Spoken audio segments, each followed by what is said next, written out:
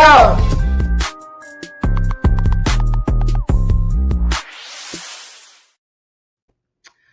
Welcome to the Steel City Huddle podcast. I'm Leanne Lohman, joined tonight, as always, by my partner, Zach Franciscus, who is just back from across the pond where he got to go to the Steelers-Vikings game. And I predicted it beforehand that Zach was going to be our lucky charm and bring us a win, and he sure did. So, Zach, how was Ireland? Ireland itself was amazing. It felt like a home game. Yeah. From the moment I landed, it was all Steelers. Oh, and by the way, the Vikings are here too. It was like that when I went to the Super Bowl in Detroit when they played Seattle. It felt like that there, like the whole city, everything was like so Steelers centric. And then it was like, oh yeah, there's a guy with a tiny like Seahawks logo on a polo or something like that. Yeah. It was just incredible. Literally, from the moment we walked off of the plane, there were Heinz ketchup ads and all this, and we'll see pictures of all this throughout the show. But the entire place was ready. Yeah, I love it. I saw that somebody had said it was like 85 or 90% Steeler fans that were there at the stadium that day. That was unbelievable. And certainly like to watch from like the TV view to watch, you saw like just terrible towels and black and gold. And yeah, so that was good to see. That was exciting. And exciting that we won, and exciting that we broke that shitty curse of losing to the Vikings in Europe.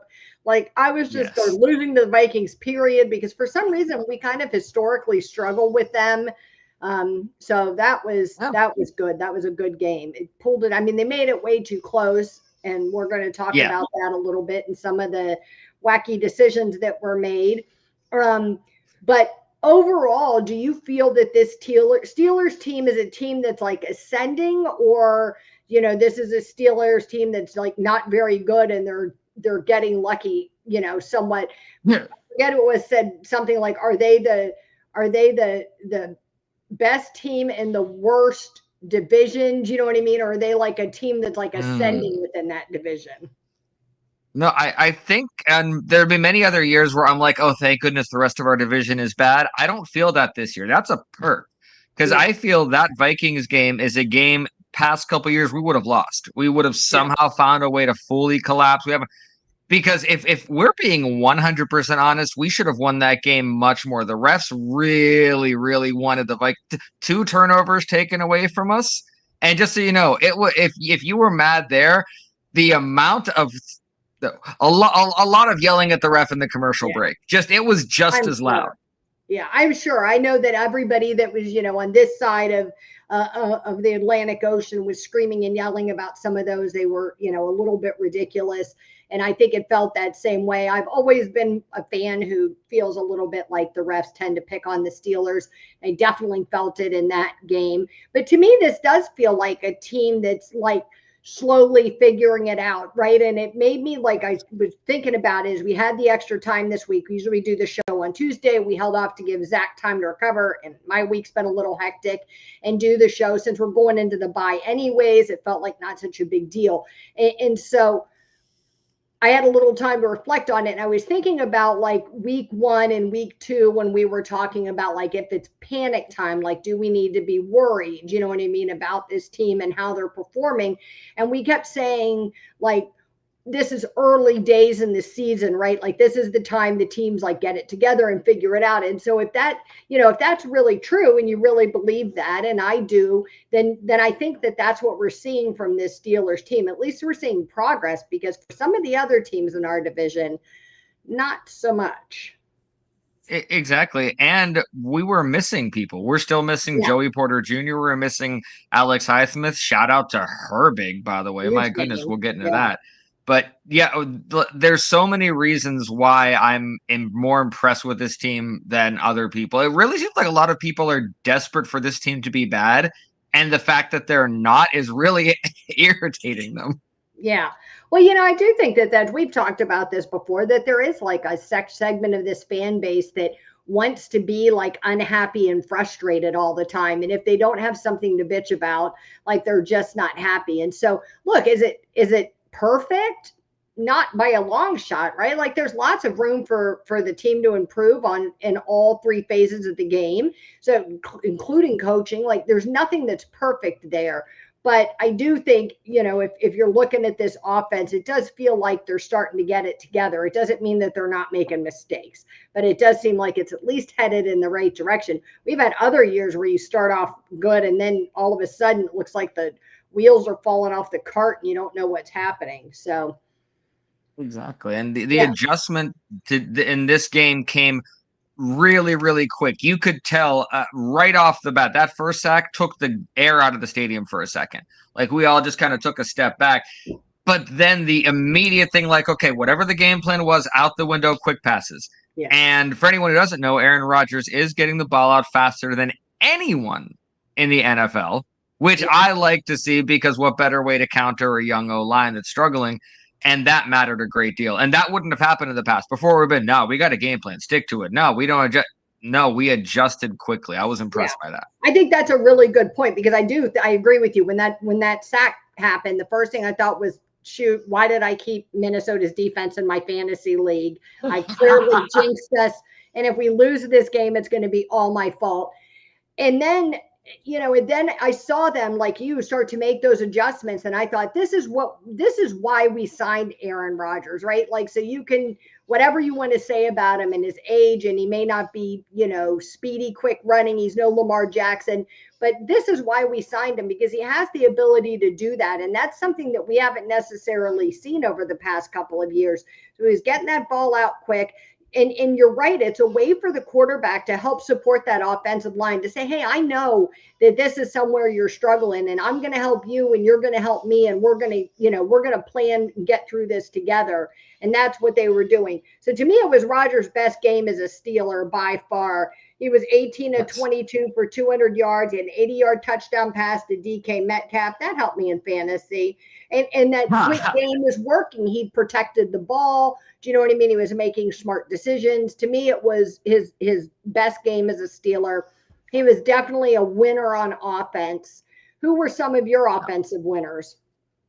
That was the game DK Metcalf needed, and that we needed him to have, because it was, while the 80-yard touchdown, that was great. He was involved early. He was involved often.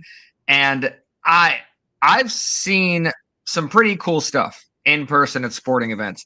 I don't think I've seen something like that, where he just accelerated, and it's a mass of a human being that should not move that fast. I was just blown away. And Calvin Austin. 1 second, I thought it was Darnell Washington, like just for 1 second. And then I was like, no, that's DK. Oh my God, he's huge. And he's running. I wasn't sure what was going, if I'm like, oh, we'll probably be chased down. But then Calvin Austin, just out of nowhere, is like, I'm going to throw this last play. It was a wonderful thing. It exemplified the game, which is, hey, listen, if something doesn't go right, someone else is going to be there to make it help. Or if it's going well, someone's going to be there to make it go better. Shout out to Peyton Wilson, we'll talk about. Yeah, we'll talk about it when we get to defense. But didn't you feel like, at least for me, it felt like this is like what our offense has been missing. This like supporting each other, like the selflessness of Austin running in there, like of the other players blocking when they needed to block. Do you know what I mean? I don't feel that like petty vibe that we've had the past several years. Do you know what I mean? And it's not all Pickens. I'm not going to put it on Pickens. I think it came from Deontay Johnson too. I think at the end of Antonio Brown's career, we had it from him. I just think that it happens, and I get it. I get like the competitive drive, right? Like I'm extremely competitive. So I get it. If it were me, I would want the ball every time too, but you got to start to want winning more. And the only way you're going to get that is if you all work together. So. Exactly. And this offense really is working together. And I wish Freiermuth would figure out where his role is, because he seems a little lost. And I don't know if that's a coaching thing or a him thing. But I'm hoping he figures that out, because I wanted to see more out of him. But the fact is that Kenny Gainwell, if we have to send him to Ireland every single time before a game, I'm happy to do that, because, oh, goodness gracious, I like that Kenny Gainwell. I think he was 99 yards and 2 touchdowns. It was a great 99 yards, 35 receiving yards, 2 touchdowns. It was his first game with multiple touchdowns of his career, which I thought was awesome. I mean, he stepped up when we needed somebody to step up. Saw Jalen Warren wasn't going to be in. I mean, I was like, oh shit, and what are we going to do? And so, yeah, for him to step up that way, I thought that was tremendous. I think it really puts the league on notice that, like, we aren't just dependent on Jalen Warren. We have other options. I think it puts Caleb on notice, like, you got to get your act together and learn the rules of the game you're being paid to play. But I agree with you about Pat Freiermuth. And I have to say, like, I've been very much in Freiermuth's corner this whole time. So I'm on Twitter defending him against the people who say that we paid him too much. Do you know what I mean? That we shouldn't have retained him. We shouldn't have paid him. And I've disagreed with that, but he makes it hard to disagree when you have games like this.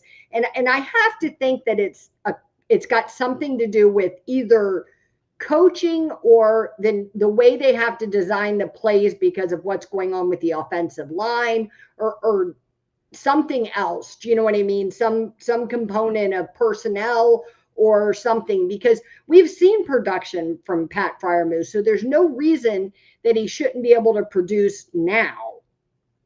Exactly. And it doesn't even seem like he's being targeted, really. Exactly. And the problem is I don't know how much of it is before there wasn't really anybody to challenge Freiermuth. He was the guy in the tight end room. And now we have other guys who are finding their roles because Darnell Washington, it will block and apparently catch a pass every now and then. Jonnu Smith is starting to figure out where he is. And Freiermuth has to work harder. And maybe we're seeing a part of his work ethic that wasn't exposed before. I'm not definitely saying it is. Yeah. But in the past, there's been some times where, like, our route running was a little off on that. I wish he would have caught that. But who else do we have but Muth? So I don't know if anyone in the chat knows the financial implications of what it would mean to move on after a certain amount of time, because if a large amount of his contract is, hey, we can still get out of this, he better know that, and his agent better tell him and say, listen, you could lose a lot of money if you don't find your role here quickly. Yeah. And there's room for it. We like big multiple tight end sets. I really thought, like I said, I really believed it wasn't him, and it's been all coaching. But this week, when he played fewer snaps than Connor Hayward, so they weren't even putting him on the field, that made me feel like maybe there's something else to this that, at least I won't speak for anybody else, at least I wasn't totally realizing was the issue. Yeah, Relic says Muth is definitely in the doghouse. I mean, he has to be at this point. And I mean, it just is what it is. You know what I mean? I'm not going to start the hate Muth bandwagon, but something's going on there. Oh, it definitely is. And with tight end and with wide receiver depth, those are parts where if one person isn't performing, we have other pieces we can switch in, and we don't have time in an NFL season to wait around and say, well, earn your money when other guys are stepping up. Yeah. So that's where we are right now with that. Yeah. And it was going to say, too, we talked about Gainwell and how strong he looked and how well he played. And I would say, too, that I think the Steelers' offensive line did a much better job with run blocking in this game than they have in the past, which allowed some of that production from him. Do you know what I mean? That was something that we haven't necessarily seen. So hopefully whatever that is clicking for them, and whether it's Gainwell or Warren or whoever it is that's in these upcoming games after we get back from the bye, hopefully they found something. Relic said, I agree. And Muth is out of the Steelers, that it was just a game plan they wanted to do. But I think Muth is definitely in the doghouse with Aaron. He's got to be, because how do you play Connor Hayward more plays than your $12 million tight end? It just doesn't make sense. Yep. And he's not hurt. Exactly. And speaking of Gainwell, that was a perfect segue into the two runs that led up to his touchdown from the seats that we had there. So we can go to our first clip here. These were amazing scenes. Like I could not believe it. How good these seats were. But the blocking is exactly like he said. I couldn't believe they stepped up to the extent they did on the offensive line, especially on Broderick's side.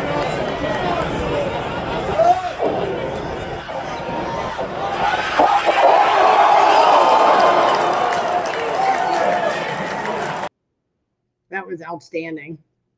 There was that. And then, of course, right after that happened, you had the actual. Okay, just throw it up to DK. I don't know who that was.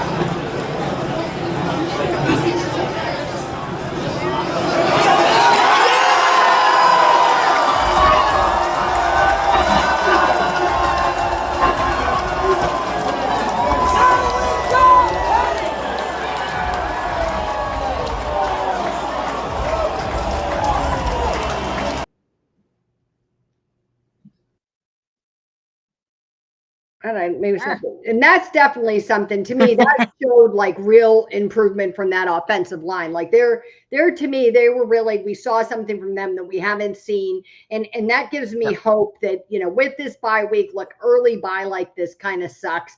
But, if it gives some of these guys a chance to get healthy that have been out and helps this offense and defense continue to build on what's been working. Do you know what I mean? Gives them the time to do that. Absolutely. That everybody rested. I think coming off that big win, that's a huge moral victory, or a mental victory. Yes. You go into the bye week riding that high of that win and you're pumped up and you're ready to go. It's a much better place to be in than if we'd lost the game.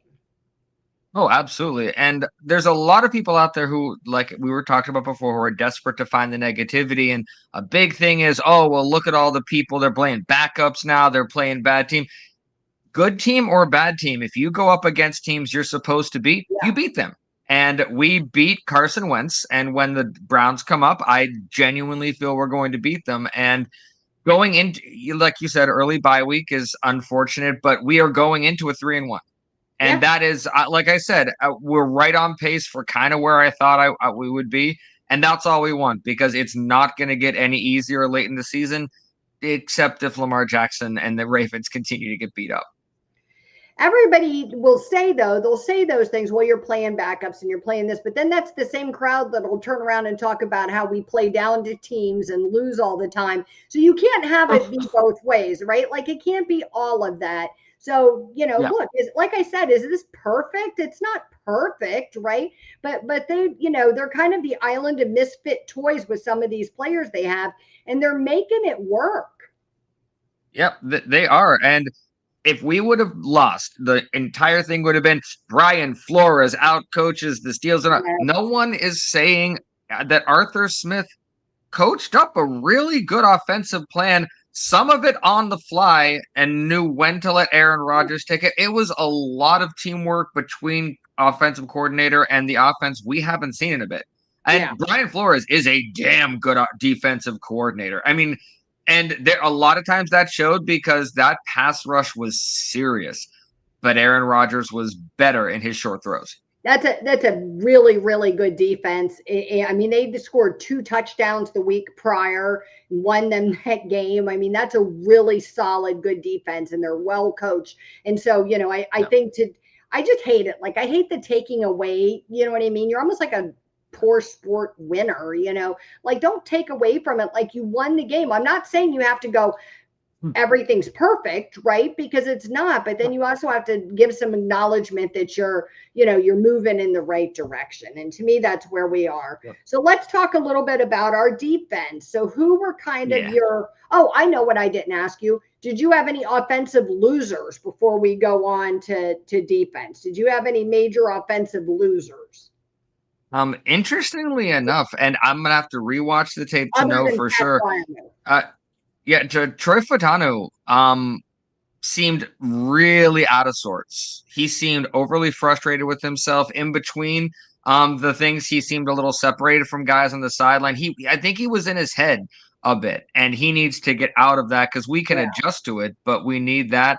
Other than Freiermuth, outside of that, I thought it was an offense that came together in a really gritty way. I can't say enough about Ben Skoranek out there blocking up nastiness. Even guys he wasn't supposed to hit, he's taking out. It was insane. I loved it. But I need to see more out of Fautanu. Yeah, out of all the jokes that were made about Skoranek and the talk about having him back this year and everything else, like he is really something else. He's feisty. I like him a lot. Exactly. Yeah. But overall, the offense should be incredibly proud of what they did. Yeah. Yeah. It was not, I mean, like I said, is one of the best defenses in the league. And I thought they took them on in a really formidable way. They didn't win as soundly as I think they should have won, but they still won. And that's all you can ask for. So let's talk about the defense a little bit. Who were your defensive winners? Oh, Keanu Benton. Keanu Benton. I will admit that first defensive play, out loud and very loudly, I voiced my concern over seeing Keanu lined up over nose tackle. I was not happy about He had that. a rough start to And the season, so it's fair. yes, yeah, and it was a feasting game. Like every single time the defense was about to come on the field, I felt a little more excited than when the offense was on the field. I'm like, okay, what are we gonna do now? How? What? Because it was stunts. It was.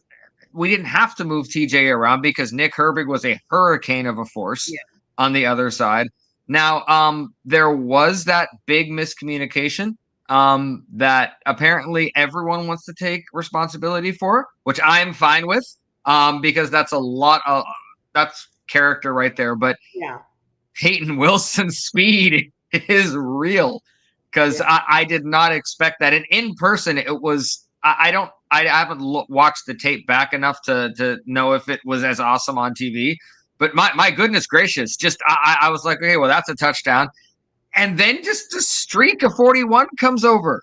Yeah. Yeah. It was was fast. absolutely insane. It was fast. It was just as shocking on TV as it probably was in person. I was going to say for Benton, they kind of moved him off that nose tackle a little bit. I think he kind of made him more the guy we drafted him to be and gave him some opportunities. And so I think he walked away with 1.5 sacks and a tackle for a loss. I mean, he had a really big game, especially considering it had really rough start to the year. He didn't let that get in his head and kind of really, keep him out or psych him out or whatever, which I thought was good. I mean, you can't say enough about our edge rushers, right? I mean, Nick Herbig, TJ Watt, both had huge games. I thought they played really well. I felt like Watt was back to looking like the Watt we want him to be. We expect him to be, help quiet some of the doubters out there. And Herbig has just really stepped up in a huge way with Alex Highsmith out.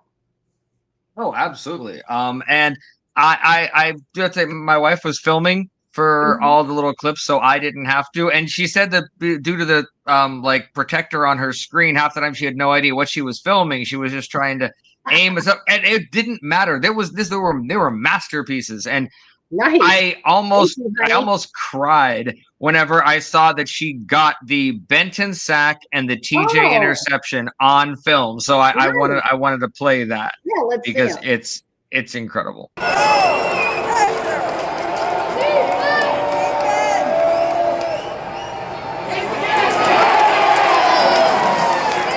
Well, I didn't see at the bottom. If you watch the bottom, you can see Broderick Jones doing the dance with Keanu Benton. And that's me yelling loudly again.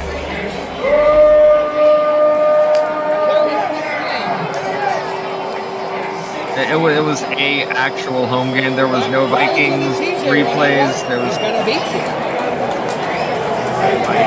DJ 101. He's gonna beat you.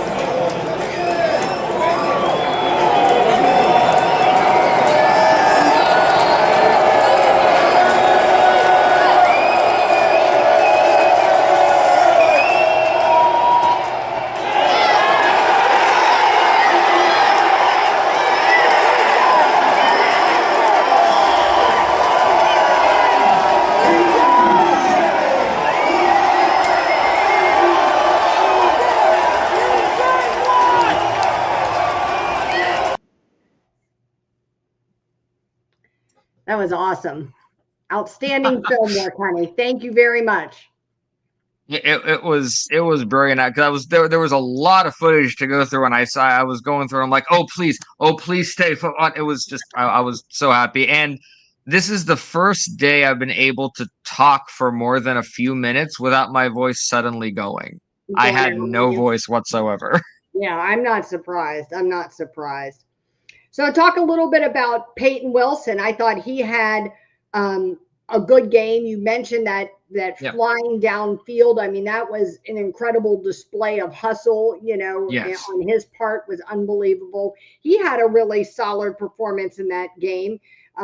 They said he topped 22 miles an hour to chase down Jordan Addison in that run. I mean, that is, I don't know if you know how, like, people know how fast that is. It is unbelievably fast. It is. And a My lot of hamstrings people hurt were, thinking about it.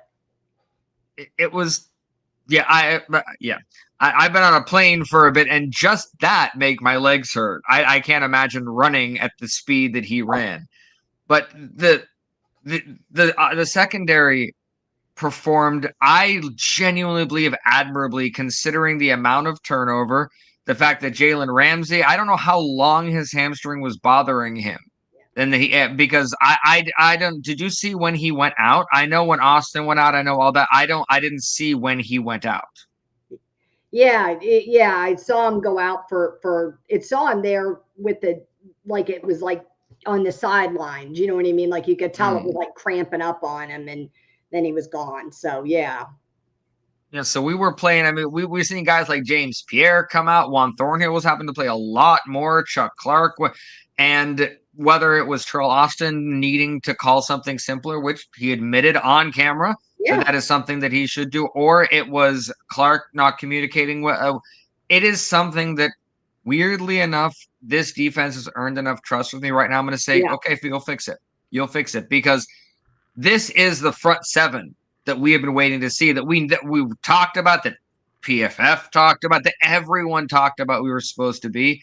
And not only did TJ earn his money, because Nick Herbig left them no choice with Keanu Benton out there, that TJ had to be left one-on-one a couple times. And TJ's like, oh, okay. And suddenly we see why TJ Watt is who he is.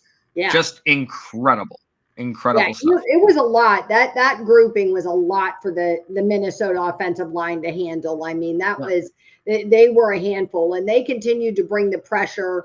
Do you know what I mean? So like, even with that, like even mentioned in that 22 mile an hour chase down, even though the Vikings went on to score after that, it still like took a huge chunk of time off the clock. Yes. You know what I mean? It was like, so it wound up, Peyton Wilson wound up leading the team in scoring. 22 tackles that day. Was that right? No, 13 tackles. It was 22 miles an hour, 13 tackles, 2 of those for a loss. I mean, that's, it was a big game for him. And then, on top of that, you add in Watt, you add in Herbig, and Patrick Queen, I thought, was another one. I think Patrick Queen has looked like an all-pro the past couple of weeks. He looks like the guy that we thought we were getting when we initially signed him. And I thought we really got to see a lot of that from him in this past game. I thought he had an outstanding game. He did. And I just can't say enough good things about the way this defense looked like they were communicating. And everyone's going to not make it overblown because it was a big play, but all point to that one miscommunication, when outside of that, it seemed like everyone knew where they were supposed to be and everybody was there when they were supposed to be there. And that hasn't been the case for a bit. So a lot of positivity there. And special teams seem to do well outside of that weird block, which I still don't know where that came from. Like I saw it happen, no idea, just one of a weird fluke thing. Yeah, so. that was strange. I was going to say, though, when you talk about that miscommunication, right? We had communication issues plaguing that defense last year. They blamed the end of the season, those 5 games in a row that we lost on a big part of that on these defensive miscommunications. And my thing is that you look at like this past game, and there was mistakes that were made, but that team the defense chose to come together and move forward, right? And not dwell on it, not point fingers at it, not let whatever happened in that moment with that miscommunication throw them off kilter to where they were, not working together anymore, or not working well together, or people were visibly frustrated like we saw last year. You just didn't see any of that. I mean, they bounced back from that, and you need to have that resiliency as a football player. You have to have like the shortest memory in the world. You just do. Relic said, how about that crazy sack by Queen, expertly played by defensive coach, tricking the offensive with man just to have Queen sneak up an outside blitzer and then cut him for the sack. It was a masterpiece. And it wasn't just the miscommunication from that play the defense had to bounce back from. It takes the wind out of your sails when you think you have made a game-changing play. That was a touchdown taken away from us right off the bat. And the crowd, we did our best to kind of keep it back up afterwards, but my goodness, it was a gut punch for the defense. But the defense just kept coming. They were like, okay, you're going to take it away, we'll get it back. And eventually it didn't like psych the crowd out either. Like when they took the interception at the end of the game away, we're like, you know what, it's okay, this defense is going to get it back. And that I was really impressed with. That takes fortitude. Like the defensive character is one thing, but to be able to take hits like that, like I think back to the 2005 Super Bowl run when Troy Polamalu's interception was taken away, and you saw Bill Cowher going up the sideline and saying, no matter what, you come back on the field. Defense went right back out and took care of business. That is the kind of stuff I saw on there. And no one jumped down my throat. I'm not saying that was a 2005 defense. For anyone who decides to focus on that one part. Right. Yeah, and I think you're right. And it's like what I was saying about like having short memories, right? You can't dwell in that stuff. You was Tomlins, you can't live in your fears, right? You can't be stuck in those places with that. And to me, I thought that resiliency is something we're really seeing from this defense. Then in the offense, the offensive line to me is done well with that. They're improving. They're not stuck on what they were doing wrong all the time. And I think to see that this season it really gives you a good feeling about the possibility that this team could do something, because no team is going to be perfect. I mean, that's pretty unusual. And so all you got to be able to just pick yourself up from those, learn from those mistakes and move forward. And I think we've continued to see that growth this season.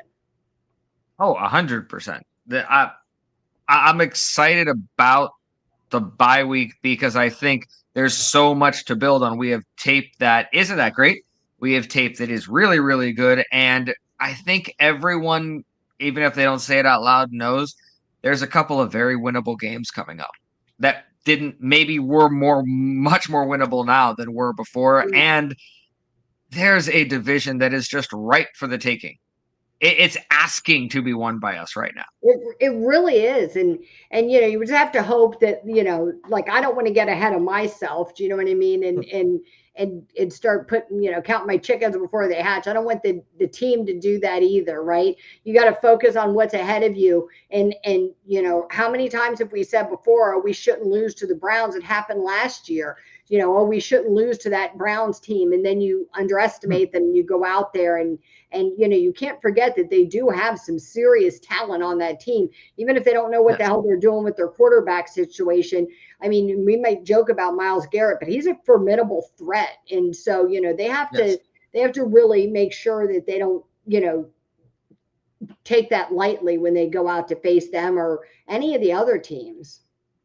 That's good. And you bring up an excellent point because we got guys like Myles Garrett. I'm pretty sure we play the Packers. So we have Micah Parsons. You have Aiden Hutchinson on the Lions when we play him. But the difference is what I saw is the second the offense was like, listen, we can't block these guys.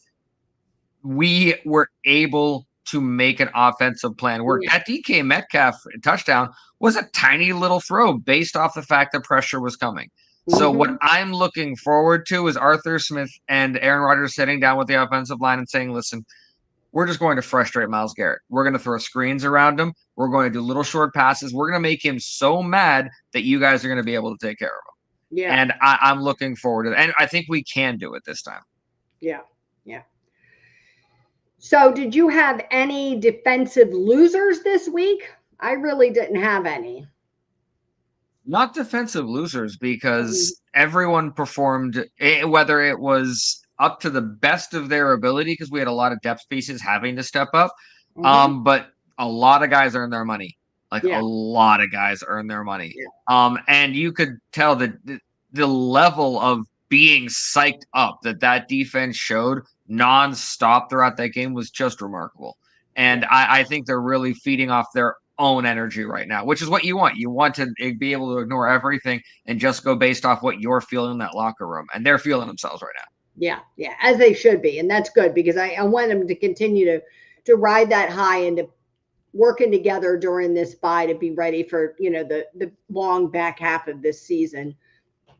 or 2/3 Exactly. of the season left or whatever. And speaking of feeling themselves, there was one particular fan I kept seeing, and I'm so happy that we got this guy in a video. But I think he's responsible for TJ's entire game. So that's at least how I feel about it. That's a whole bunch. That is a checkered overall TJ Watt outfit. I love it. That guy, he was everywhere. Everywhere I looked, there was that guy. He looked like he could have subbed in for somebody. That was a big man. There was a lot of really big guys that were there. It was just remarkable how many Steeler fans were there. I've never been to a Steeler home game, but Ireland went out of its way to make sure this was a Steelers home game, and the Vikings were here on foreign soil. Yeah, and I love that. It was nice to hear him playing the polka before the game. I was like, oh, it is just like a home game. That's nice. And they did the like Steelers third, like all the stuff they do at our stadium. So that was fun to see that. Oh, here we go. Relic has a defensive loser. The entire Vikings defense get beat. Take this L. Yep, that is for true. All the help they were to me in fantasy the prior week, it was not so much this week, and I was happy to take the fantasy loss this week, considering the Steelers won. I wasn't even going to complain.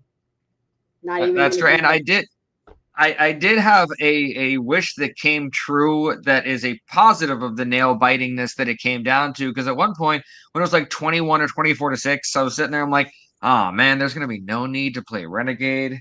We're up and all that, and then it got there because I brought my official Renegade towel on the hope that is now a special, eventually get framed towel. Yeah. But I like to think I played a little part of that. Nice. Cross that off your Steelers bucket list. So the other thing I wanted to talk to you about was some of the coaching decisions that were made in this game, because they definitely look. Mike Tomlin is known to make some questionable calls, to confuse the fans at times. But there was a few in this game that really had fans fighting on Twitter about whether he did the right thing or not. So where do we start with going for it for fourth down there in the red zone rather than kicking the field goal? Like that's right, actually a good place to start. Right call or wrong call? Whether it was right or wrong, I will admit in the moment that's what I wanted them to do. You wanted them to do it. Yeah, I wanted the fucking field goal. Take the points. Take the points. That my mother agrees with you, and so did many other people. Take the points. Yeah, I think I was right where Mike Tomlin was, where you know what, this defense is feasted all day. Let's give them the chance to not if you don't get a safety. There's no way they're driving 99 yards to do, and maybe they probably should have taken the points. It's Chris Boswell and all that, but in my head I was like, you know what? We finally maybe figured out how to do this red zone thing. There's no way we're going to make a really dumb call and not just fall for and. That was wrong at that point. Now, because hindsight is 20/20 about how wrong that was, but in the moment, I was like, 100%. This is exactly what I want. It's what I've asked for in the past that he hasn't done, and I wanted us to. Maybe in the moment, I wanted us to be the Detroit Lions or something, and I was like, okay, fourth down all the time. But in retrospect, we should have just taken the points and made it a lot easier on my heart. Okay, so let's say this. Look, it's easy to sit here with your Monday morning quarterbacking goggles on, right, and say that was the wrong call or that was the right call, because we know what the outcome was, which is what we didn't get it. So obviously their defense was able to stop us, right? We made this decision to run the ball from the 4-yard line. Like when you saw that was the play call, regardless of whether they made it, were you like, why was that the play call? Because I was. Why was that the play call? It's a way, and anytime in that situation, you don't say, well, it's DK or Darnell, and that should be it. That should be your only thought process. Just a little toss to Darnell. You throw it up in the air. He's taller than anybody else. Why are you running it? Exactly. With our third string running back or whatever, like, why are we doing this? I know we had a good game. Yeah, Relic says, We are last in the NFL, and what should teams do on 4th and 1? That sounds like a made-up statistic to me. I truly believe that if that is a real thing, we are definitely at the bottom of it, because clearly you need to start telling Tomlin, like, hey, whatever it is you're going to do, then I just want you to do the opposite of that. So whatever your gut tells you to do, don't listen to it. Because if that's the best that we can do on that kind of a down, then no, don't go for it on 4th down. I don't care what it, kick the field goal. Even if you're like, oh, we should have a chance. No. If that's your, hey, look how creative we are. No, because that's when you pull out stuff. That's when you decide to try things that you know are 100% or things that no one will expect. And we were not up to snuff. And the defense a little bit. And I guess maybe you gotta kind of expect that at some point, but when not looking back, definitely going forward, when that comes up again, I will want Mike Tomlin to simply say, you know what, Boz, go kick. Yeah. I don't know. Like and I'm usually not somebody who is like always just take the points, right? Like, I mean, I'll encourage him to go for it at times, but your mom brings up a good point, which is that it's, the point is that 3 points, easy points on the board, at some point in the game, you might need those points, and that was my thinking, was that Minnesota had already shown they were able to move the ball against us to some degree. And are we going to get in a position? I mean, how many games do you see it where the extra point they missed mattered, sent them to overtime and they lost, or, cost them the game, or the failed 2-point conversion, or the missed field goal? I mean, it happens all the time. So all I could think was, it's still early enough that we don't know how much those 3 points matter. And I didn't feel like we could afford to leave him on the field and just after that nice drive and then walk off with nothing. But some of that's a gamble. If he'd gotten it right and they made that, converted that, then, he would have been a genius for it. So. Exactly. And luckily he has longer to sit with it than normal. And if nothing else, whether he'll say it to the media or not, I genuinely believe Mike Tomlin knows when he's made a bad call and when he's fucked up. And in this case, I hope he owns it behind the scenes, just like Terrell Austin did out front. But if nothing else, when it comes down to it, Terrell Austin came out on top of the battle of the defensive coordinators, and I did not think that was going to be the case.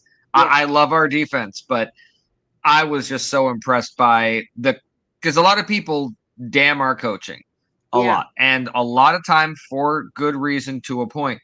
But with just a couple exceptions here and there, we outcoached the Vikings. Yeah. And I didn't think I was going to say things like that. I'm just very, very proud of that aspect of it. Yeah, I do think that's super fair.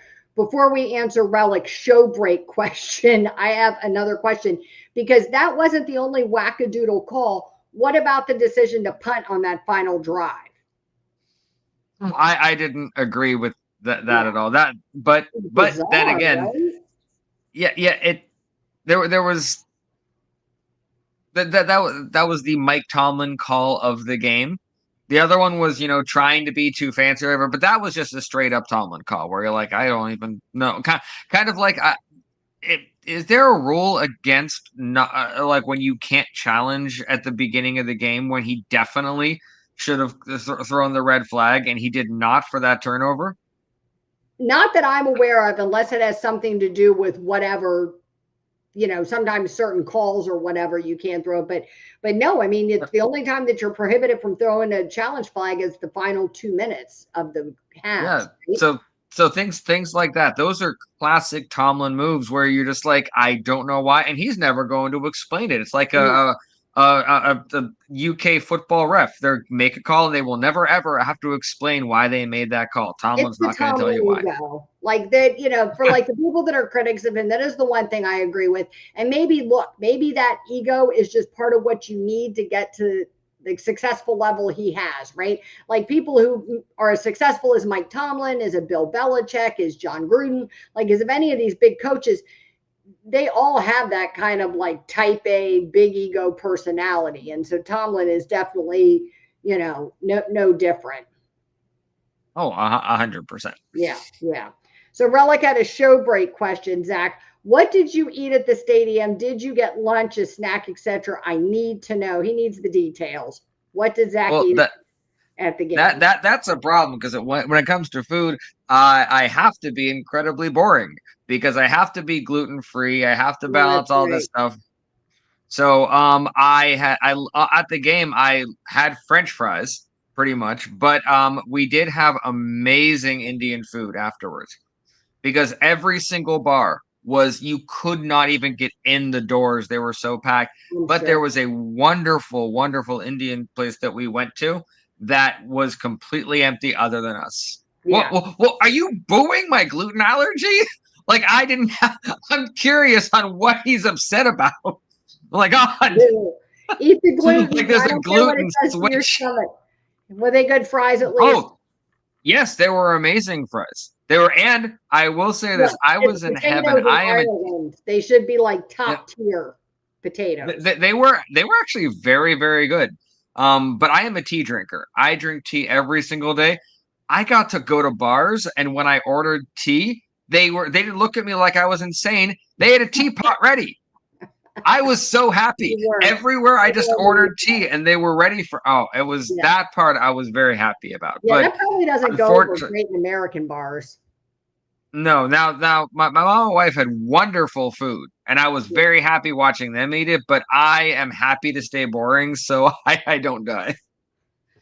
Relic wants you to get retested. He says, have you been retested? My neighbor just got retested after like 4 years, and she is able to get gluten again. Get retested, Zach. Oh no, my test was the accidental realization that certain fennel sauces have gluten in it, and I had some at the beginning of one of our days, and I was sick for an entire day. Ugh. So no, it's so yeah, no, but that's the test. That Yeah. is the test. I forget who I was I talking to the other day that has a nightshade allergy. And like, do you realize how many vegetables are in the nightshade family? Like, it's so many. I was like, that's my whole diet out the window. Yeah. yep. It's a but Gluten's even gluten's a even tough one. At even least now without they have that. lots of gluten-free like foods you can get like in the store, Yep. like packaged stuff that didn't used to exist. That helps a little bit. Well, Did they serve and like bangers and mash and like shepherd's pie corn dogs at the game, or what kind of food did the oh, stadium sell? Like typical this game food? it was actually typical game food. The NFL came in and kind of took over Oh, concessions because normally alcohol is not allowed inside the stadium. Like you can buy right, it and you can drink it, but it's not allowed in the seats. And the NFL came in and it's like, now that's not going to work for us. right. Alcohol We'll is do that allowed in this anyways. case. Yeah, Yeah, and actually right now it's causing a bit of a stir over there because now people are like, well, wait a second, they just did it. Now we want to do it. And yeah, it's a whole thing. yeah. That's But the food was just it was incredible. Regardless of where we went, I was happy. And for one particular reason, it's kind of hard in the States on in certain places to know what has gluten and what doesn't. Other than the tiny little cottage place that we went to, that why we weren't sure about that one sauce, everywhere was big and bold about what had gluten, what oh, had wheat, what nice. had eggs, dairy. It was like every place was specific about it, It and should be I that way. felt very seen. It was very very cool because I was able to not worry. And there's a lot of times when I go places and because there's no specifications in my head, I'm like, okay, I can't eat anything.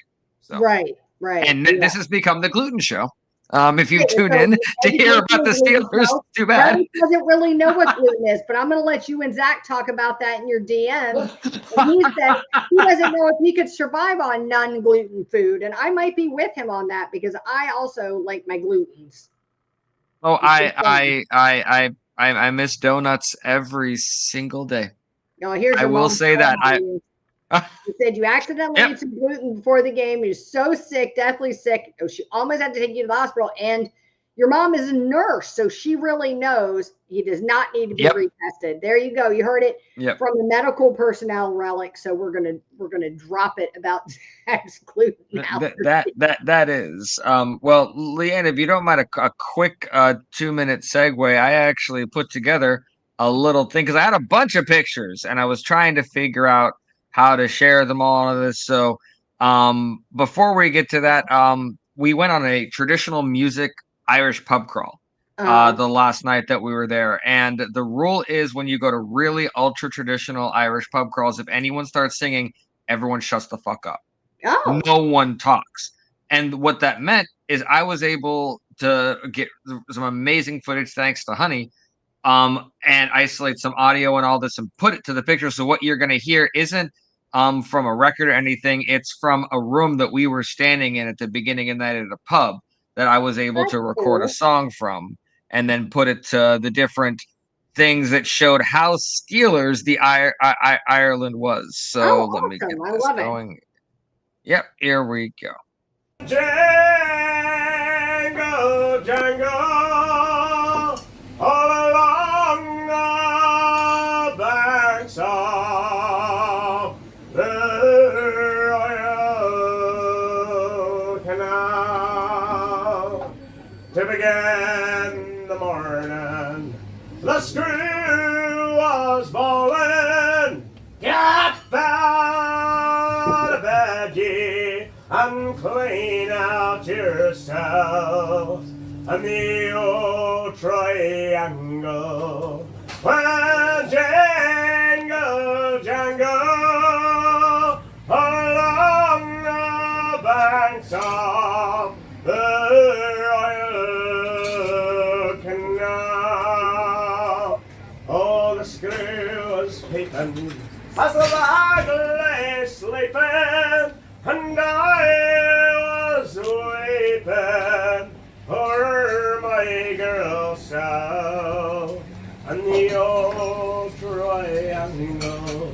When jangle, jangle, along the banks of the Royal Canal. Up in the female prison, there were 70 women, and I wished it was with them that I did dwell. And the old triangle can go jingle, jangle, along the banks of the Royal Canal. That was very cool. Thank you for sharing that. Is it like, feels like everybody in Ireland can sing, and I wonder what wrong with like my Irish genes. I definitely didn't get that, because I'm telling you, if I started singing, I don't know about nobody would talk. I think they would beat me to death. Yeah, it was a very different kind of environment, because like my wife Honey does music, but when you jam in the States, you jam towards people and for people. In Ireland, the musicians face each other and they don't really care who's there. They just look at each other, and you are just kind of looking at something occurring outside of you and not for you. Yeah. It's a very different feel to it. So I appreciate it. Are like low-key famous now, right? Because there's video of you was captured as one of the NFL videos. Do you have that for us?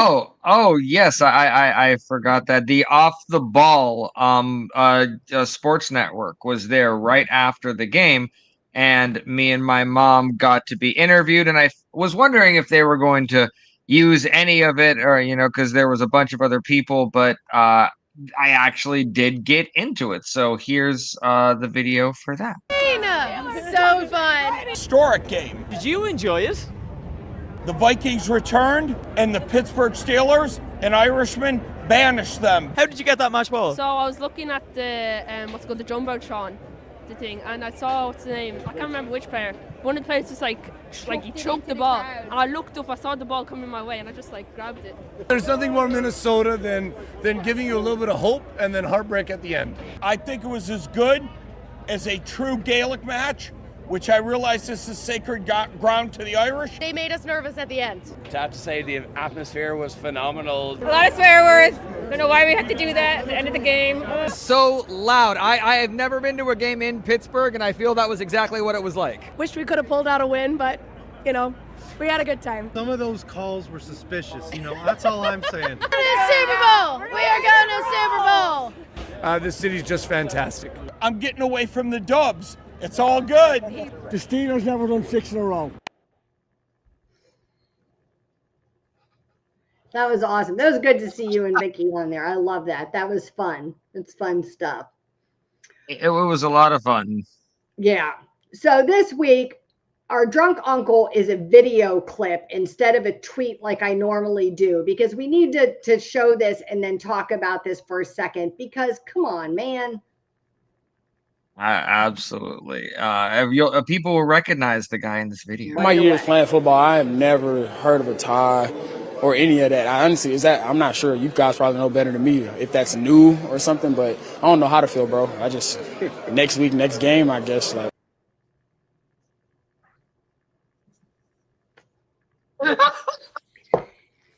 You make millions of dollars to play a game, and he talks like how he is like the best receiver in the whole world and doesn't know that NFL games can live in a tie. And do you know how many people defended him to me on Twitter? I tweeted out after I saw that clip that George Pickens not knowing ties exist in the NFL is the most George Pickens thing I've ever heard.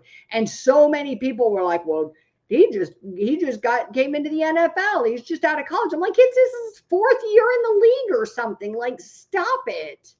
Stop it. Oh my God.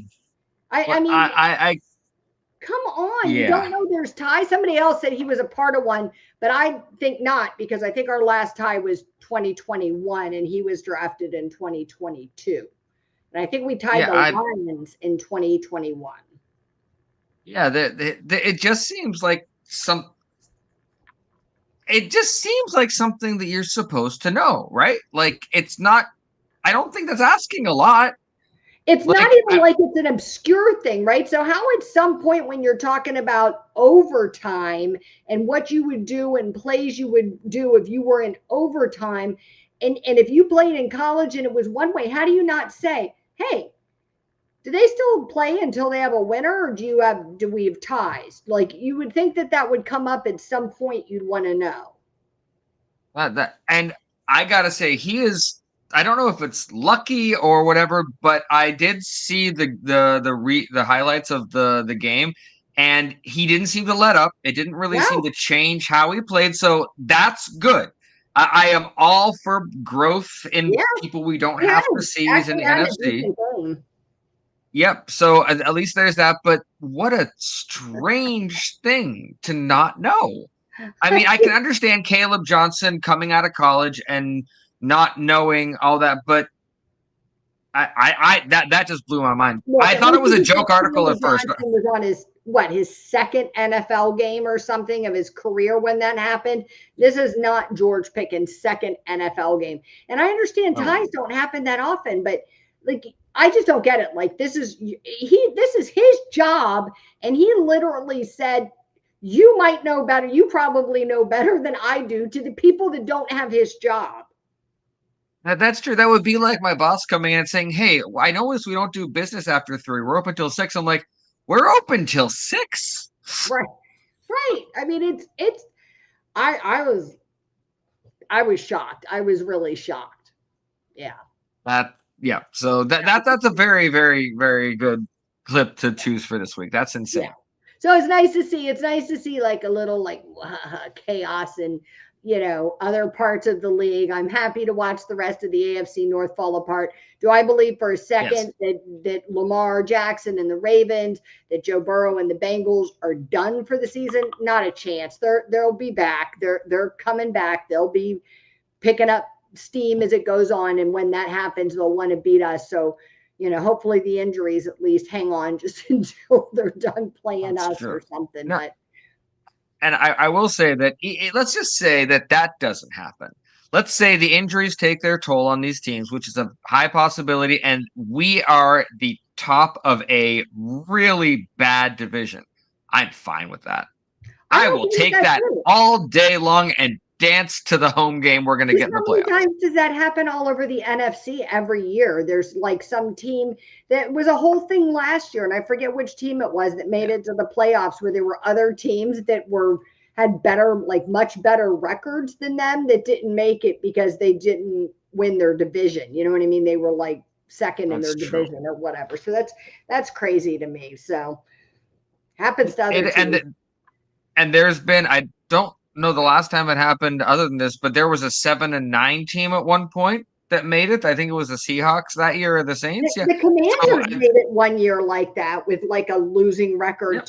Was it 2 years ago? Something like that. I mean, it's mind blowing because the thing is look, they didn't even like get hot. Like that year, the Steelers was it the 05 Super Bowl where the Steelers, turned it around and won out to go and would go to the Super Bowl. They weren't even hot, right? They were just having their normal like hot and cold season and fell into the playoffs. And so they aren't gonna be able to advance, again. So it's just it's a cake game for Kansas City or whatever team it is and whoever they play at those elite level teams, the Bills, the Ravens, Kansas City, they get these teams that were stumbling into the playoffs and got lucky. I genuinely feel that this season, if the division around us crumbles, we'll still take care of business and we'll have a very good record and prove, hey, yeah, that might have happened, but we would have got it anyway. Yeah. It didn't matter what happened. The injury bug spent enough time in the rest of the AFC that it'll, north, it'll avoid us, avoid Pittsburgh for the rest of the season because we need some guys to start getting healthy, not losing anybody. So knock on wood. Exactly. Because there's a lot of teams that are just decimated with guys that aren't coming back. Yeah. The amount of guys I have had to, I'm not ashamed to admit, I had Tyreek Hill on the majority of my leagues. That was a hard one. So look at all of San Francisco. Their whole team is, so it's crazy. So hopefully that avoids us. But anyways, we got the bye this week. We'll be back in week 6, which is unbelievable to say. Am I right? Week 6 against the Browns. That's hard to believe. Yep. This season is just flying by. But we will be back as a show next week to kind of preview that upcoming Browns game, talk about anything that I'm not even talking to him anymore. Oh, good. Enough sign books. At least he calls it. Blasphemy. We'll be back next week to talk about anything that comes up during the bye week and to kind of preview that Browns game. So if you've joined us tonight, we really do appreciate it. Please do us a favor and like, share, and subscribe to the podcast. You can find us and the Steel City Huddle page on X and give us a follow there. If you're catching this after the fact, let us know your winners and losers from the Vikings game in Ireland and what your thoughts were. And we look forward to seeing you next week. Leanne and Zach would like to thank you for tuning in to the Steel City Huddle podcast. Don't forget to like, share, and subscribe so you don't miss a thing.